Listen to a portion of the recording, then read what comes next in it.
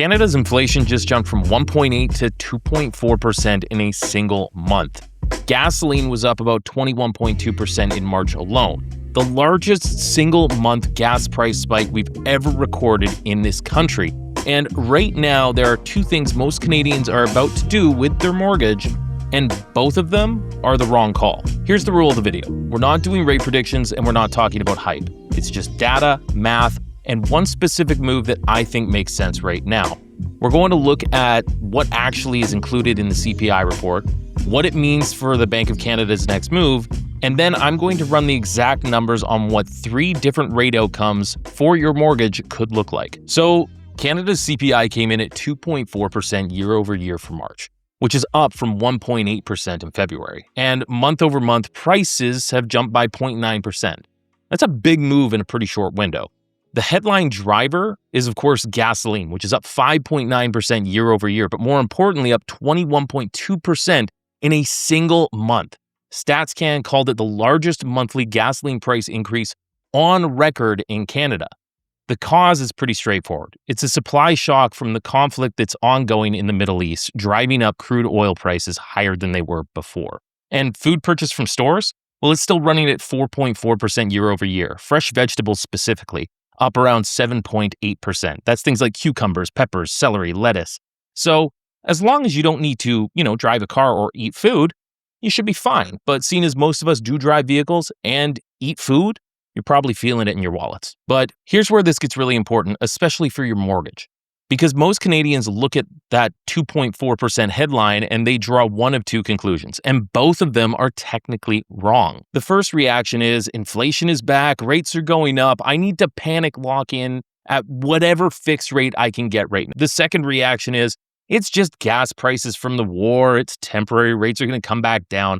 I'll just wait it out on a variable or wait to purchase later once rates get cut and come back down. Here's the problem with both of those. Math specifically doesn't care about headlines or any of that crap. And the Bank of Canada doesn't set interest rates based on your gas bill. Let me show you the data underneath the headline number, because that's the part that actually tells you where rates could be going. The Bank of Canada doesn't watch headline CPI when they're deciding on rates. They watch their own core inflation measures, the number that strips out the volatile stuff like energy prices and one-time tax changes. And instead of guessing, let's actually look at those numbers. RBC economists pulled the Bank of Canada's preferred core measures in March, and the CPI trim on the 3-month annualized basis, well, it was 1.3%, the median 2%, and the trim excluding shelter at 1.9%. The average of those 3 core measures is 1.7% annualized.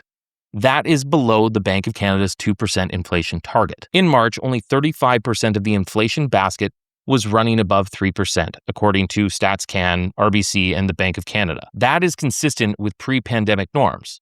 This is not broad-based inflation. And here's the comparison that matters most. In 2022, Canada's M2 money supply, the total amount of money in the system, was growing at over 25% year over year. That's how you get entrenched, wage-driving, broad-scale inflation. Right now, M2 money growth is about 5.9%. That's normal. That's healthy. The mechanics that created that 2022 rate hike cycle are not in play here. This is a supply shock, a specific one from a specific cause. And the Bank of Canada knows that. So now you might be thinking, okay, Myles, if core inflation is at 1.7%, why won't the Bank of Canada just cut rates? And this is the part that I don't think people talk about, and I think a lot of people miss. The Bank of Canada could be cutting rates right now if it weren't for the Iran conflict. That's not me speculating. That's from the Financial Post, quoting BMO's chief economist Doug Porter directly. He said headline CPI could push above 3% in April as gasoline prices post another 7% increase. Here's the Bank of Canada's problem. Cutting rates into a 3% headline CPI is a communication nightmare. Even if the underlying data says to cut, and it does, the optics of cutting while gas prices are exploding makes them look like they're ignoring inflation. So what do? Well, they hold. Not because the economy is strong, because let me be honest with you, it definitely is not, but because the politics of the moment won't let them make a move. The next rate announcement is coming up quickly, and honestly, the consensus is that they're going to hold, and I believe that to be true. I think we're going to see them hold rates because the idea of cutting would increase inflation, and the idea of increasing rates is going to damage our economy even more. They have opportunity to do both, but they can't do either in this certain standpoint. Now, when it comes to rates, I wanted to share some math to give you an idea of how rate increases could affect things. I'm going to use some bare bones numbers here to keep it simple, but let's say you've got a mortgage for $500,000 with a 25-year amortization. Here's what the three scenarios look like for your monthly payments, depending on what the Bank of Canada does with rates. Let's say your interest rate is 5% and rates hold. Your approximate payment would be about $2,908 per month. If the Bank of Canada manages a small cut, going down to, let's say, 4.75%, well, that's going to drop the payment down to $2,806 per month. So that's $102 less per month, or $1,224 a year. Now, if the Bank of Canada pushes into a position where they have to increase rates by a quarter point, that payment goes up to about $3,013 a month, so $105 per month extra on top of your existing payment. That's the range. The micro wallet impacts of this inflation story is around a $2,400 per year swing on a $500,000 mortgage, depending on which way this all plays out in the next 12 months. Now, keep in mind the rates that I just said in this video, that's not what rates are right now. They're actually lower than that. And if you want to know what rates actually sit at, there's a link in the description below where you can book a call with me and my team, and we can talk about mortgage rates, your options, and everything in between. Now, the real question behind all of this is, what do you actually do if you're looking to purchase, renew, or refinance a mortgage in this window? Variable rate now looks attractive because today's payment is lower, but you're taking on the risk that the Bank of Canada stays at the exact same amount or potentially increases, which would push up your payments. And you're left holding uncertainty while you sit waiting for something to happen. The 5-year fixed option, well, you're locking in for 5 years into a rate environment where the underlying trajectory, based on core data we just looked at, is still downward. You'd be paying a premium over 5 years while cuts eventually work their way through the market. Now, the third option, and this is where I think the math actually lands for most people looking at mortgages right now, is to look at something like a 3-year fixed. Here's why. Core inflation is at 1.7% annualized. The Bank of Canada wants to cut, but they can't. They're being held hostage by an energy price shock tied to a geopolitical event that is completely out of our control. Not a money supply problem, not a wage spiral.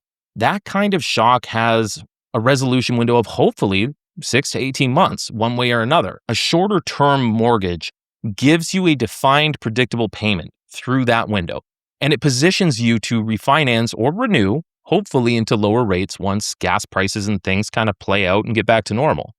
And when we look at these sort of strategies, we want to make sure we tailor them to your specific needs and what you're comfortable with. Just because I like variable rate mortgages doesn't mean everyone else does, and doesn't mean everyone else should take them. Here's the bottom line. Canada's inflation headline is noisy right now. The war is real, gas prices are real, and yes, April CPI numbers are going to look really ugly, but the data underneath tells a bit of a different story. Core inflation isn't going crazy. If anything, it's cooling. The money supply isn't exploding. This is not 2022. We don't need to act rashly, and we don't need to play the waiting game. Being reactive or playing that waiting game only hurts you if you don't know the rules and if you don't know your numbers. So as mentioned, if you want help mapping out those numbers for your specific situation, there's a link in the description where you can book a call with me and my team. There's no pressure on this. It's all clarity. It's just a simple consultation call to see what works best for you. My name's Myles Nowik. I own the Nowik mortgage team powered by Indy Mortgage and have been doing mortgages for over 15 years. If you got value out of this video, maybe hit that like and subscribe button so more people like you can see it. And if you want more information on why your mortgage application might get declined, even though it seems very strong, you can click that video right over there. See you on the next one.